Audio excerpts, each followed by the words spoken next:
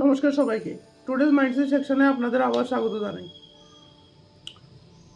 আজকে আমি রবীন শর্মা স্যারের দ্য গ্রেটনেস গাইড টু বইটা পড়ছিলাম।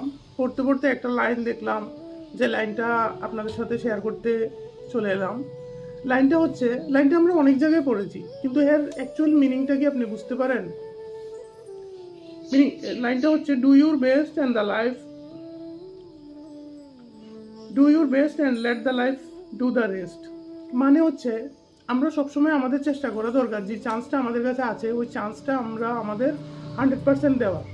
যেমন যদি আপনি একজন স্টুডেন্ট হন, আপনার চেষ্টা করা উচিত কি আমি 100% প্রিপারেশন করে যাব, এবার পরীক্ষার প্রশ্ন কেমন আসবে না আসবে, কেমন আনসার দিতে পারবো সেটা আমার হাতে নেই, আমি প্রিপারেশন করে যাব।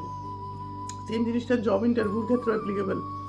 তো দেখবেন জিনিসটা আপনার লাইফে অ্যাপ্লাই করে, যদি এখন অবধি অ্যাপ্লাই না করে থাকেন। ধন্যবাদ সবাইকে।